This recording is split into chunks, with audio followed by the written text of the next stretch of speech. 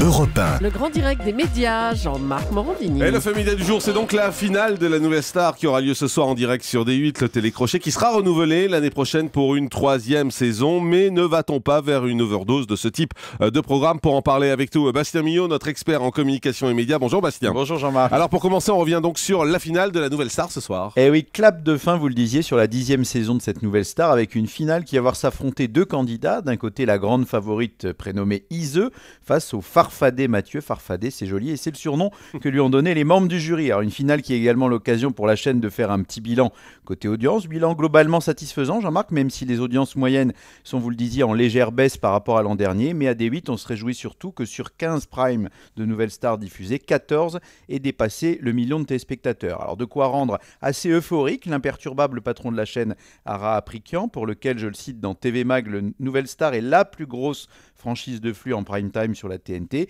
et surtout le programme de flux le plus emblématique de la chaîne. De quoi évidemment annoncer dans la foulée aussi une 3e saison de l'émission. Alors est-ce qu'il y aura des modifications? Ara Aprikian fait clairement savoir qu'il souhaitait repartir avec le même jury. Cyril Hanouna, la figure de proue de la chaîne, dira certainement prochainement s'il rempile à la présentation. Il a plutôt dit non pour l'instant. Voilà, le suspense reste entier, mais on pressent Pardon déjà... d'avoir gâché. C'est bien votre style. Mais on pressent déjà du côté de la prod quelques changements de lieu, de décor, de mécanique entre les castings et le live. Bref, plutôt des ajustements, une sorte de petit lifting de 11e saison, mais pas pour autant de révolution, même si la concurrence, on va le voir, reste féroce. Ah oui, quand on regarde du côté de la concurrence, on a le sentiment que les télécrochets sont revenus en force depuis quelques années. Eh oui Jean-Marc, il y a eu un véritable effet The Voice après le passage à vide de la fin des années 2000 et l'échec de X Factor, notamment sur M6. Rares étaient les patrons de chaîne à vouloir miser sur ce genre de programme. On les disait vieillissants, ils couronnaient souvent des artistes dont les carrières ne décollaient pas vraiment. Et en 2012, quand TF1 a choisi de mettre à l'antenne The Voice, eh bien, tous les ingrédients étaient réunis pour cartonner. D'abord un concept très fort, un animateur Nikos fédérateur, apprécié du public et évidemment capable de diriger des divertissements en direct, un jury bien choisi. La recette s'est révélée gagnante et la preuve, Jean-Marc, c'est que sur les 100 meilleures audiences de la télé l'an dernier, The Voice figure à 11 reprises dans le classement.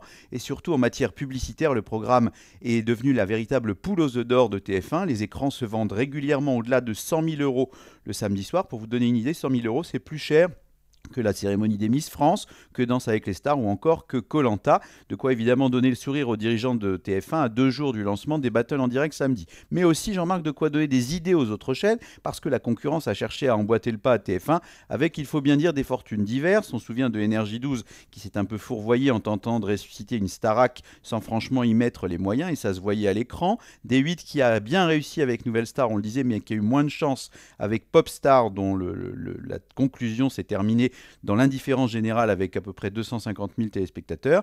Quant à M6 qui n'avait pas vraiment apprécié de se faire piquer la Nouvelle Star par D8, eh bien elle s'apprête à lancer un programme qui cartonne à l'étranger, sans doute le programme le plus attendu de l'année. Il s'appelle Rising Star. Le concept a été vendu dans le monde entier. Les audiences ont dépassé les 50% de part de marché en Israël. Alors on reste à savoir qui va intégrer le jury de cette prochaine émission. On évoque des noms comme M. Pokora, Cathy Guetta, MC Solar, je vois que ça vous fait frémir, ou encore Nolwenn Leroy, de quoi surtout entretenir le buzz et la com. Et à la présentation, même suspense, on évoque le nom de Faustine Bollard, d'autres Stéphane Rothenberg ou une surprise extérieure. Affaire à suivre. Alors en conclusion, la question qui fâche, est-ce qu'on frôle l'overdose de ces télécrochets? Je vous reconnais bien là. Eh bien, pas de risque, Jean-Marc, si les concepts sont suffisamment forts. C'est le cas avec la Nouvelle Star, c'est le cas évidemment avec The Voice, qui cartonne sur la cible des femmes de moins de 50 ans en dépassant régulièrement les 50% de part de marché dans cette catégorie. Mais pour que le public reste fidèle, il faut que le programme sache évoluer. Alors soit on change le jury, c'est ce qu'a fait TF1 par exemple cette année en intégrant le rafraîchissant Mika dans The Voice, soit on renforce l'interactivité avec les téléspectateurs, et c'est surtout de ce côté-là que vont peut-être arriver les surprises avec ce fameux Rising Star sur M6. Les téléspectateurs, nous dit-on, pourront prochainement interagir avec une application smartphone et surtout probablement voter pour leur candidat sans débourser 1 centime. Ce serait une petite révolution que ne manqueront pas d'observer à la loupe les autres chaînes pour voir si elles emboîtent le pas, et serait surtout, Jean-Marc, une bonne nouvelle pour le portefeuille de nos chers téléspectateurs. C'est le moins qu'on puisse dire. Merci beaucoup Bastien. Le grand direct des médias, Jean-Marc Morandini.